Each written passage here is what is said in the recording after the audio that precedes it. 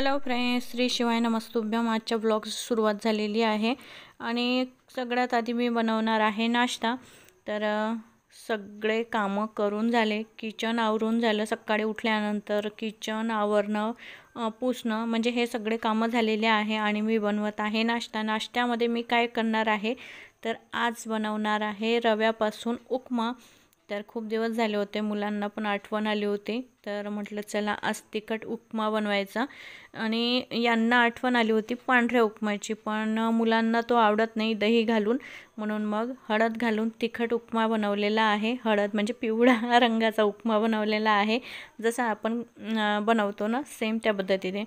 तर बघा सगळे मसाले घातले, हिरवी मिरची घालून स्पेशल बनवायचा आहे, कारण की तो खूप छान पिवळ्या रंगाचा असतो म्हणजे दिसतो। आणि जर लाल तिखट घातला तर मग तो लालसर रंग येतो त्याला, तर ते मुलांना आवडत नाही, म्हणून मग हिरवी मिरची घातलेली आहे। बघू शकता, मीठ घालून घेते, मसाले सगळे घातलेले आहे आधीच। तर रवा छान भाजून झाला आणि आता मी टाकते यामध्ये उकडीचं पाणी। तर पाणी गरम करायला ठेवलं मी, आणि शेंगदाण्याची आठवणच राहिली नव्हती, म्हणून मग हे शेंगदाणे वेळेवर नंतर टाकले।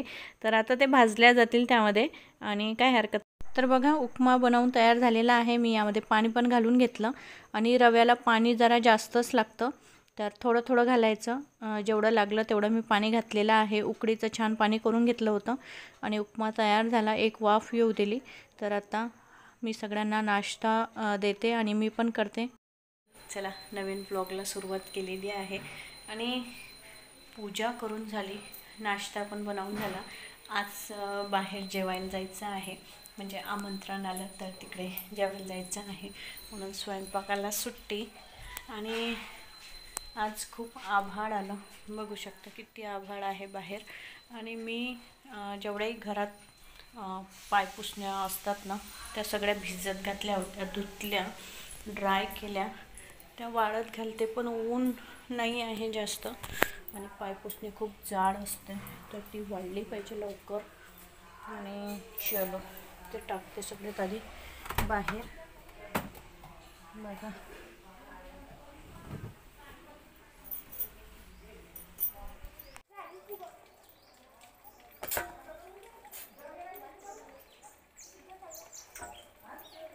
काय माहित,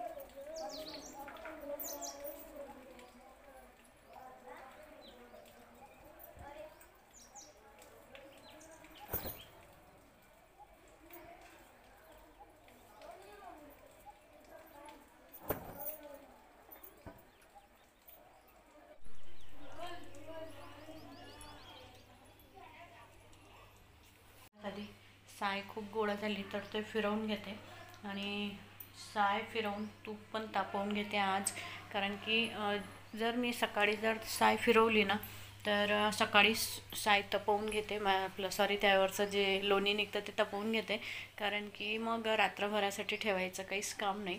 जर दुपारी किंवा रात्रीला जर साय फिरवली तर मग रात्रभर ठेवून द्यायचं असतं, म्हणजे रात्रीचं तूप तापवायचं नसतं असं म्हणतात। का बरं नाही तापवायचं ते काही माहिती नाही, तर मी आता ते फिरवते, आत्ताच तपवून ठेवते, कारण की तूप पण सगळं संपलं, बिलकुल नाही आहे। बघा मी दाखवते, सगळं तूप संपलं। तर आता मला हे फिरवून घ्यायचंच आहे, आणि आत्ताच मी तूप तापवून पण ठेवलं। चलो, स्वयंपाक करायचा नाही आहे, पण किचनपासून काही सुट्टी भेटत नाही, तर मला साय आहे ना ती खूप सारी गोळा झाली होती, तर ती फिरवून घ्यायची आहे।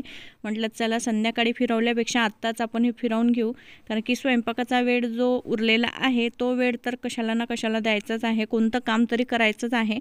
तर चला म्हटलं सायच फिरवून घेऊ, कारण की याला पण खूप वेळ लागतो फिरवायला, आणि मला तर म्हणजे खूपच वेळ लागतो। आणि उन्हाळ्याचं साय फिरवणं हे इतकं भारी जातं, कारण की जे लोण्याचा गोळा निघतो ना तो घट्टसर निघत नाही, असा पातळ असतो बिलकुल, आणि हाती पकडल्या जात नाही लोणी ते। जर तुम्हाला काही गोष्टी माहीत असतील ना की लोणी उन्हाळ्याचं कसं फिरवायचं, गोळा कसा घट्ट करायचा, तर मला प्लीज कमेंट्समध्ये सांगा, कारण की मी आहे ना लोणी जेव्हा फिरवते ना, हिवाळ्याचं खूप छान गोळे निघतात आणि कडक होतात बिलकुल ते गोळे लोण्याचे, पण उन्हाळ्याचं इतकं पातळ ते तूप निघतं, म्हणजे लोणी निघतं. आणि बघा आता कसं आहे, तर हातामध्ये येतच नाही. आणि मग ते काढायला मी खूपदा फिरवते, म्हणजे 5 मिनटाच्या वर 6 मिनटं, 7 मिनटं, कधी-कधी 10-10 मिनटं मी फिरवते, पण लोणी काही घट्ट होत नाही ते.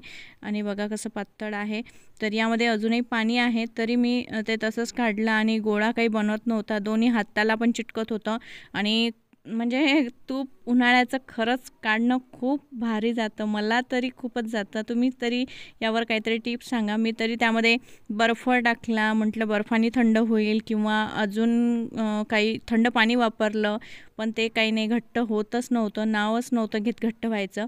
तरी पण मी कसं तरी ते साय फिरवून घेतली आणि लोणी सगळं काढून थोड्या वेळसाठी फ्रीजमध्ये ठेवलं, कारण की लोणी धुतल्या पण जात नव्हतं. आणि मला ते लोणी 2-3दा धुतल्याशिवाय म्हणजे मी ते तापवत नाही, कारण की नुसतं साईचं असतं ना, कधीकधी साय पिवळी पडते, तर त्याला वास येतो. म्हणून मग मी 2-3 पाण्याने ते लोणी धुतल्याशिवाय ते तापवतच नाही. आणि तापवायच्या आधी थोडंसं त्यामध्ये मीठ घालते, म्हणजे सगळा वास वगैरे निघून जातो त्याचा.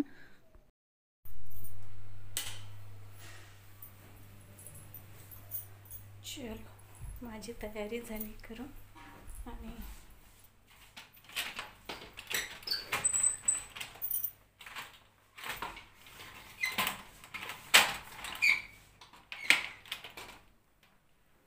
आम्ही येतो जेवण करून आता.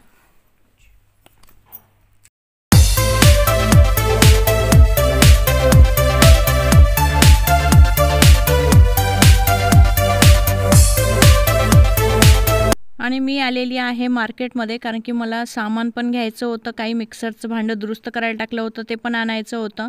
खूप सारे कामं होते, तर म्हटलं चला मार्केटमध्ये जाऊन येऊ. आणि मी आली. हे लिक्विड कसं दिलंस रिनचं आणि ते कपड्याचं सर्फ एक्सेल आणि तेही सांगा. हे 130 रुपये पडते कितीचं मग? 115 रुपये. हे 205, 195. त्याच्यात मार्जिन नसते. हां का. हे 100 कितीचं म्हटलं?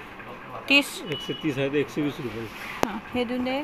आणि भांड्याचं आहे का एक्सपोर्ट? लिक्विड का साबण? लिक्विड. लिक्विड तो विमचा आहे. विमचं आहे का? ते नाही का एक्सपोर्टचं नाही का? नाही, एक्सपोर्टचं नाही. दुसरं कोणतं आहे का मग? प्रायचं 1 लिटर आहे 100 रुपये. हां, दाखवा ना. चांगलं आहे ना पण?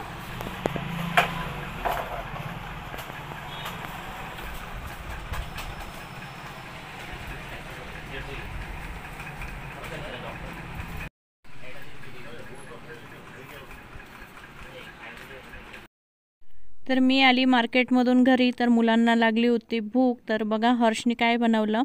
हर्षने बनवलेले आहे कप केक. प्रीमिक्स घरी होतंच, तर चॉकलेट प्रीमिक्स होतंच, तर मग त्यांनी कप केक बनवलेले आहे. आणि आता सगळ्यांनी कप केक खाल्लेले आहे, कारण की भूक लागली होती, तर लाईट काहीतरी पाहिजेच होतं.